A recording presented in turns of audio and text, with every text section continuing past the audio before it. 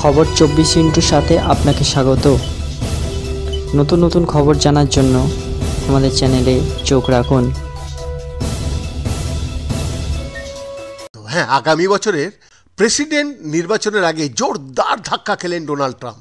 2021 সালে 6 জানুয়ারি ট্রাম্পের সমর্থকরা ক্যাপিটল হিলে যে তাণ্ডব চালিয়েছিলেন সেটার ফল ভুগতে হলো প্রাক্তন মার্কিন প্রেসিডেন্টকে।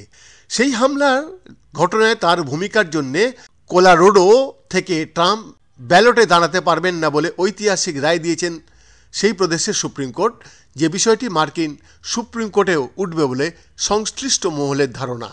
মঙ্গলবার 4-3 ফলে সেই ঐতিহাসিক রায় দিয়েছেন কোলোরাডোর সুপ্রিম কোর্ট।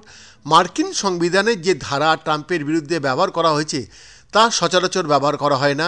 শুধু তাই নয়, তার বিরুদ্ধে যে ধারা ব্যবহার করা হয়েছে তা আমেরিকার ইতিহাসে আগে কোনো প্রেসিডেন্টের নির্বাচনে দৌড়ে থাকা ব্যক্তির বিরুদ্ধে ব্যবহার করা হয়নি।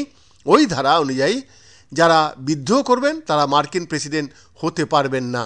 কোলোরাডো সুপ্রিম কোর্টের তরফে জানানো হয়েছে, ক্যাপিটাল হিলস হামলায় প্ররোচনা দেওয়ার ক্ষেত্রে ট্রাম্পের যে ভূমিকা ছিল সেই জন্য 2024 সালের প্রেসিডেন্ট নির্বাচনে রিপাবলিকান প্রার্থী হওয়ার দৌড়ে এগিয়ে থাকা তার বিরুদ্ধে সেই রায় দেওয়া হয়েছে। যদিও ট্রাম্পের প্রচার টিমের তরফে বলা হয়েছে যে চূড়ান্ত অগণতান্ত্রিক সিদ্ধান্ত নিয়েছে কোলোরাডোর সুপ্রিম কোর্ট। হ্যাঁ, কোলোরাডোর সুপ্রিম কোর্টের সেই ঐতিহাসিক রায়ের বিরুদ্ধে মার্কিন প্রেসিডেন্ট সুপ্রিম কোর্টে আপিল করতে চলেছেন প্রাক্তন প্রেসিডেন্ট ট্রাম্প। যাতে ট্রাম্প আবেদন করতে পারেন সেই জন্য কমপক্ষে আগামী 4 জানুয়ারি পর্যন্ত রায় কার্যকর করা হবে না বলে জানিয়েছে কোলোরাডোর সুপ্রিম কোর্ট। তবে শুধুমাত্র কোলোরাডোর ক্ষেত্রে সেই নিষেধাজ্ঞা কার্যকরী হবে, কিন্তু সেটার যে ফলাফল হবে সেটার প্রভাব পড়তে পারে মার্কিন প্রেসিডেন্টের নির্বাচনের ওপর। আগামী 5 নভেম্বর সেই নির্বাচন হবে।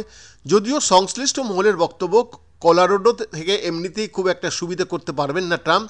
ফলে আইনি লড়াইয়ের ক্ষেত্রে ট্রাম্পের ভাগ্যে যাই থাকুক না কেন তাতে ফলাফলের ওপর খুব একটা প্রভাব পড়বে না, বরং সেখানে বাজিমাত করবেন মার্কিন প্রেসিডেন্ট জো বাইডেন।